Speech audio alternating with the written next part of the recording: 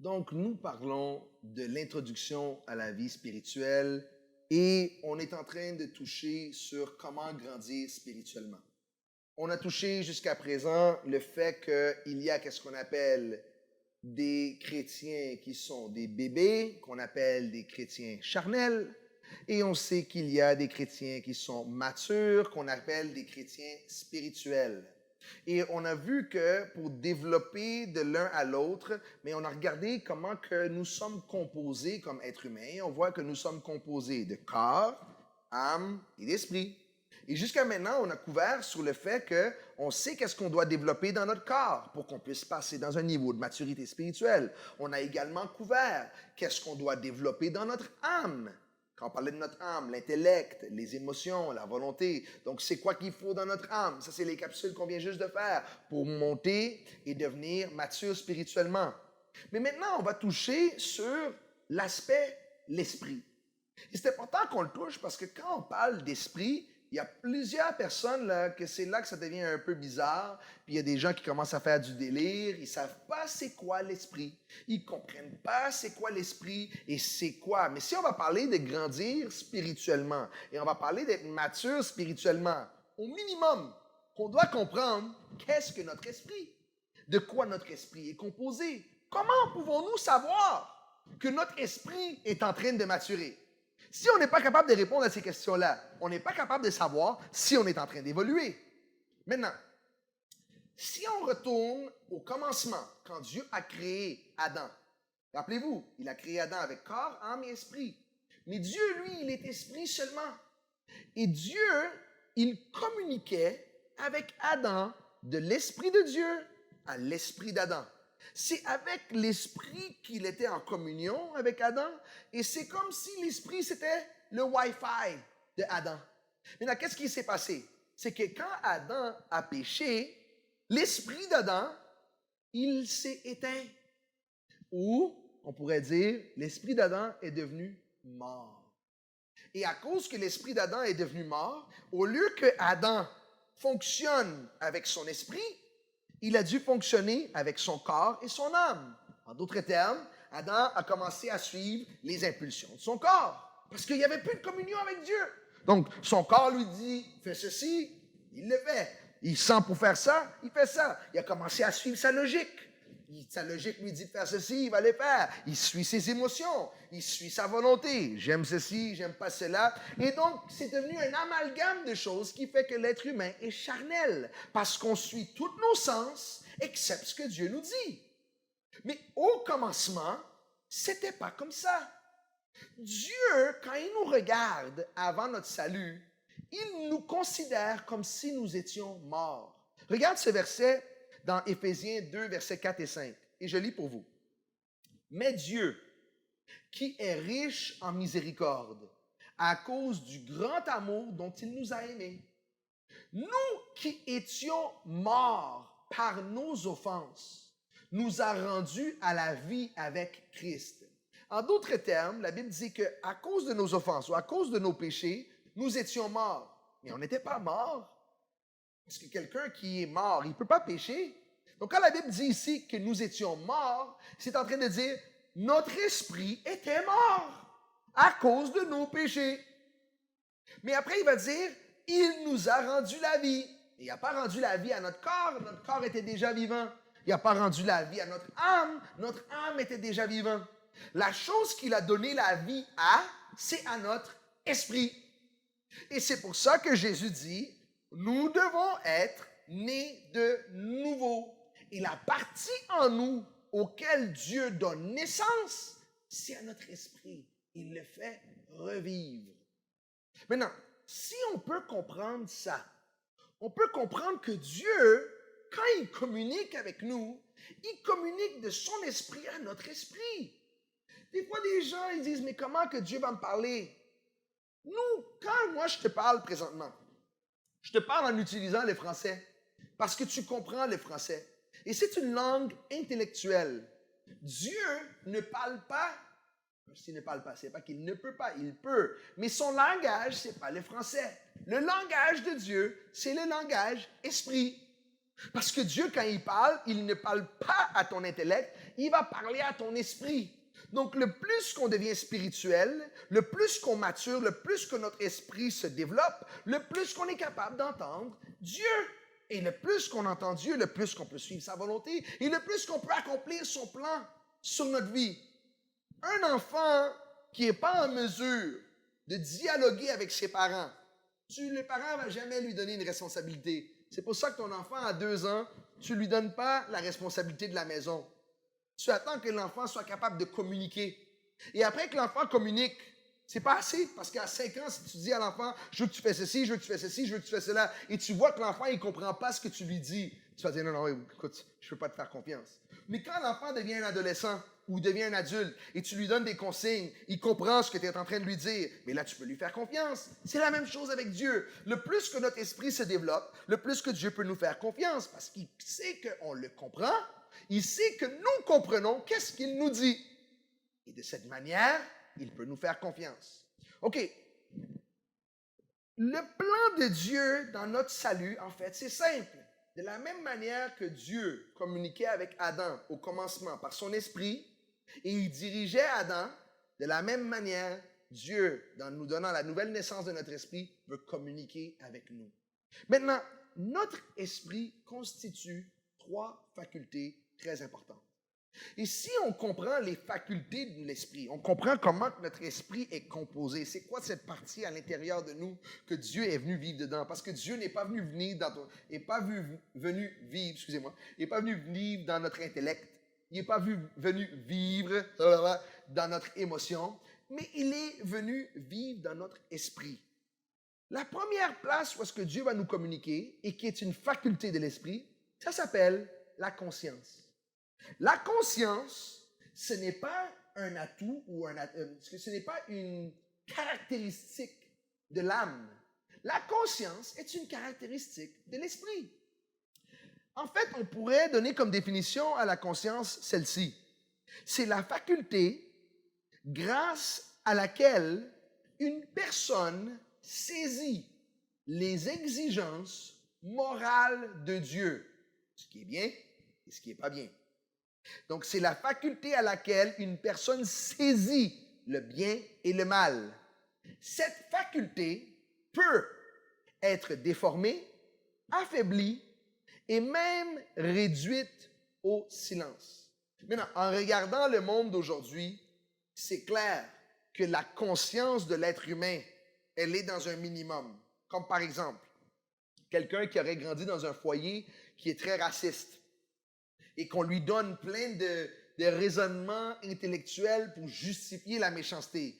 La conscience de cette personne-là peut être affaiblie au point que cette personne-là peut faire le mal et sa conscience ne lui dit rien. Écoute, c'est clair que s'il y a le vol, il y a le viol, il y a le meurtre, il y a tout type de choses qui se passent sur la planète Terre. C'est clair que la conscience de l'homme a été réduite dans un niveau de silence. C'est clair. Pas complètement, mais quand même à un certain niveau. Mais une des choses que Dieu fait, c'est que quand le Saint-Esprit rentre dans notre vie, le moment que nous recevons le salut, le moment que nous sommes nés de nouveau, nés de l'Esprit, une des premières choses qui commence à devenir vivant à l'intérieur de nous, c'est notre conscience. Je vous donne un exemple. Personnellement, j'étais quelqu'un qui sacrait constamment. Constamment. Et pendant que j'étais dans le Seigneur, après 2 mois que j'étais en train d'aller à l'église, personne m'a dit, Frank, tu dois arrêter de sacrer. Il faut que tu arrêtes. Personne m'a dit qu'est-ce que je devais et qu'est-ce que je ne pouvais pas faire. Mais ma conscience a commencé à venir à vie. Et pendant qu'elle était en train de s'allumer, j'ai arrêté de sacrer. J'ai tellement d'exemples dans ma vie de choses qui ont changé dans mon comportement qui sont reliés au fait que ma conscience s'est allumée vers ces choses-là. Un autre exemple, j'avais une relation avec mon père très problématique. J'avais beaucoup d'amertume et de manque de pardon envers lui. Et je vais rentrer en détail sur ça durant le cours qu'on va faire sur la délivrance parce que j'ai eu beaucoup de liens démoniaques qui m'ont laissé à cause de ça. Mais une des choses, par exemple, que je me rappelle, c'est qu'à un moment donné, ma conscience s'est allumée. Et pour moi, mon amertume et mon manque de pardon étaient complètement justifiés. Parce que dans ma tête, je me suis dit, mais écoute, c'est normal que j'ai ces sentiments-là vers lui. J'étais frustré. Mais le Saint-Esprit a commencé à allumer mon esprit, spécifiquement dans le secteur de ma conscience, pour me faire réaliser, hey, this is wrong. Ça, c'est pas bon. Je dois pardonner. Et j'ai pardonné. Et pourquoi je prends le temps de vous expliquer cela? Je prends le temps de vous expliquer cela, c'est parce que si on va maturer spirituellement, je dois vous avertir que Dieu va venir jouer dans notre conscience.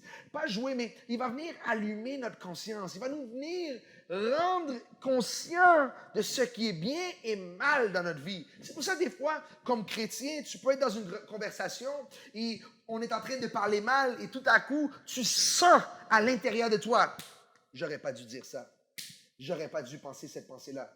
J'aurais pas dû poser telle action. Mais pourtant, avant, tu n'avais jamais des problèmes comme ça. Qu'est-ce qui se passe? Ta conscience vient en vie. Pour maturer spirituellement, il faut obéir à la conscience. Il faut suivre la direction que ta conscience t'amène.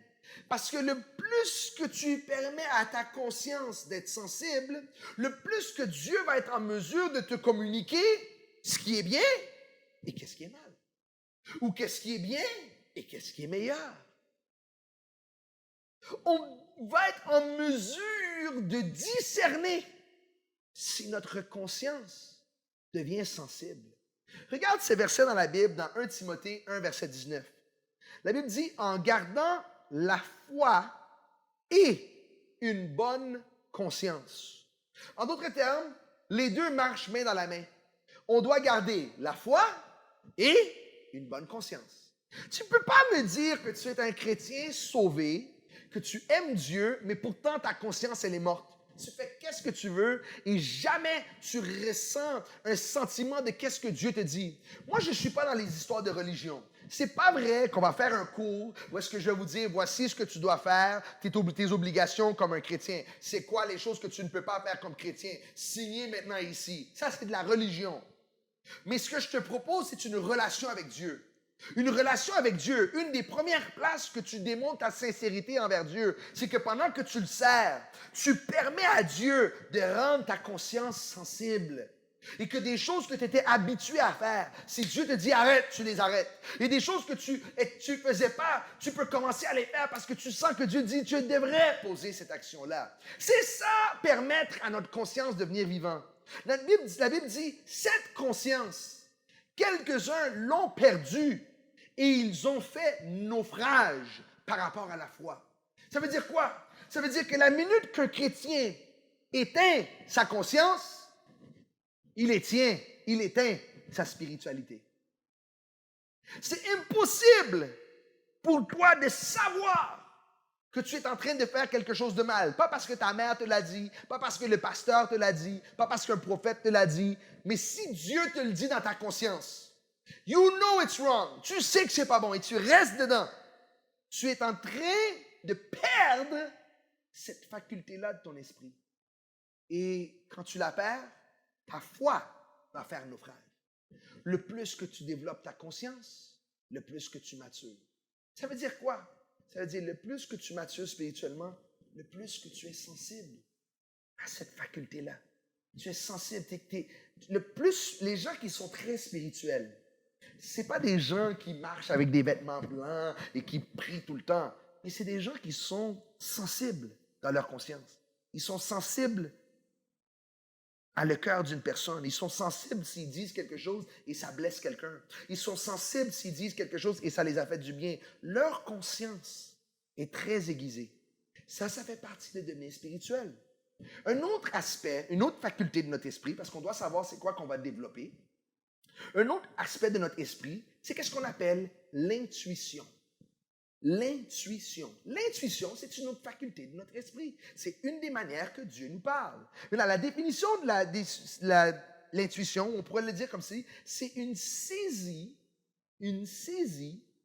immédiate de la vérité sans l'aide du raisonnement. On va le dire dans une autre manière plus facile, c'est quand tu comprends, quand tu saisis quelque chose ou tu connais quelque chose, sans la logique, sans le raisonnement. You just know. Comme par exemple, tu rencontres quelqu'un, c'est la première fois que tu le rencontres, et tu dis à l'intérieur de toi, tu dis, ce gars-là, je ne le fais pas confiance. Oh, cette fille-là, je ne la fais pas confiance. Et plus tard, tu apprends à connaître plus la personne et tu réalises que tu avais raison. Mais comment? Ça, c'est pas ton intellect qui t'a dit ça. Parce que intellectuellement, tu ne connaissais pas la personne. Comment as-tu fait pour savoir? Simple. C'est ton intuition. C'est une faculté de ton esprit. C'est une faculté qui te permet de recevoir une information sans une connaissance avant. Maintenant, Dieu, quand il communique avec nous, c'est l'intuition, c'est un des canaux que Dieu aime utiliser le plus. Parce que Dieu, quand il communique, il te fait connaître des choses et c'est plus tard que intellectuellement tu peux le saisir. Ça veut dire, c'est comme si tu dis, ah, je sais que je dois faire ça. Je sens que Dieu m'a dit qu'il faut que j'aille dans tel domaine. Ou je sens que Dieu m'a dit qu'il faudrait que j'approche telle personne. Je sens que Dieu me dit d'aller parler avec telle personne et lui témoigner ma foi. Je sens que Dieu me dit qu'il faut que je prie pour tel besoin. Mais quand tu dis, je sens que Dieu m'a dit, mais Dieu t'a pas parlé en français. Ce qu'il a fait, c'est qu'il t'a communiqué quelque chose dans ton esprit. La place où est-ce qu'il te l'a communiqué, c'est dans ton intuition. Et quand il te l'a communiqué, maintenant, tu sais qu'est-ce que tu dois faire. Maintenant, je sais la question que plusieurs personnes vont dire. Ils vont dire, ouais, mais ici, je me trompe. Ici, quand je sens quelque chose, je me dis, ah, ici, c'est pas Dieu. Laisse-moi vous dire quelque chose. Et on va être clair ici. Tu sais, les gens qui se trompent jamais, les gens qui font jamais d'erreur dans la vie, c'est ceux qui n'essayent rien. Le seul problème avec les gens qui n'essayent rien, c'est qu'ils se rendent nulle part. Tu ne peux pas réussir sans essayer. Et tu ne peux pas essayer sans la possibilité de faillir. Ça fait partie de la game. Tu ne pourras pas apprendre à utiliser ton intuition si tu ne fais pas des essais. So, quand tu sens que Dieu te dit quelque chose, mais fais-le. Et pendant que tu le fais, si tu fais une erreur, tu dis, ah, ok, ce que je chantais là, ça c'était dans ma tête. C'était pas mon esprit. Mais il y a d'autres fois que tu vas dire, tu vas voir que c'était Dieu. Et quand tu vas voir que c'était Dieu, tu vas commencer à capter la manière que Dieu te parle. Rappelez-vous, j'ai dit au début du cours, on est ici pour avoir une expérience avec Dieu. Je ne vais pas te dire comment Dieu te parle, je ne vais pas te dire qu'est-ce que Dieu te dit, mais je t'explique de quelle manière Dieu te communique. Il communique dans ton esprit. Maintenant, comprends, si tu es un bébé spirituel, mais normalement, un bébé spirituel, son intuition, elle est bébé aussi. Alors tu as beaucoup de misère à capter. Mais le plus que ton esprit se développe, le plus que ton intuition se développe aussi. Et le plus que ton intuition se développe aussi, le plus que tu es capable de capter qu'est-ce que Dieu est en train de dire dans une situation. Quel est le cœur de Dieu, l'émotion de Dieu, la perception de Dieu, la volonté de Dieu dans une situation. Ça arrive par l'entremise de notre intuition. Regarde ce verset-là dans la Bible qui dit, « Et Jésus, connaissant leurs pensées, dit, « Pourquoi avez-vous de mauvaises pensées dans vos cœurs? » Imagine, Jésus connaissait les pensées dans la tête d'une autre personne. Mais comment qu'il l'a su? Est-ce que Dieu lui a parlé audiblement pour lui dire les pensées de l'autre personne? Absolument pas. La raison pourquoi il le savait, c'est parce que dans son intuition, il était en train de capter de la part de Dieu qu'est-ce qu'ils avaient comme pensée dans leur cœur. Les amis, je vous promets, cette aventure-là qu'on est en train de faire, elle va être écœurante. Ça va être super. Parce que le plus qu'on va développer spirituellement, le plus que notre esprit se développe, le plus qu'on va capter qu'est-ce que Dieu dit. Et le plus qu'on capte, le plus qu'on va réaliser, oh, il est vraiment vivant. Dieu me parle pour de vrai. J'ai une relation avec lui. Tu ne vas pas dépendre de la relation de ton frère ou de ta soeur ou de ton pasteur. Tu dois avoir ta propre relation avec Dieu. Je vous explique. La conscience, l'intuition et la dernière faculté de l'esprit, c'est l'aspect qu'on appelle la communion. La communion, c'est l'aspect qui nous permet d'être en communion avec Dieu. La Bible nous dit, Dieu est esprit et il faut que ceux qui l'adorent ou ceux qui rentrent en communion avec lui le fassent en esprit et en vérité.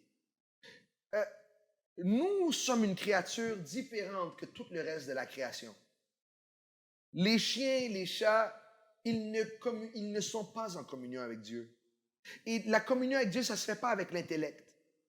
Les chiens, les chats, les singes, écoute, les animaux, ils sont très intelligents. Si tu as un chien, tu peux savoir, les animaux sont intelligents, ils ne sont pas stupides, les animaux.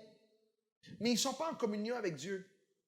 La place en nous qui nous amène à être en communion avec Dieu, c'est notre esprit.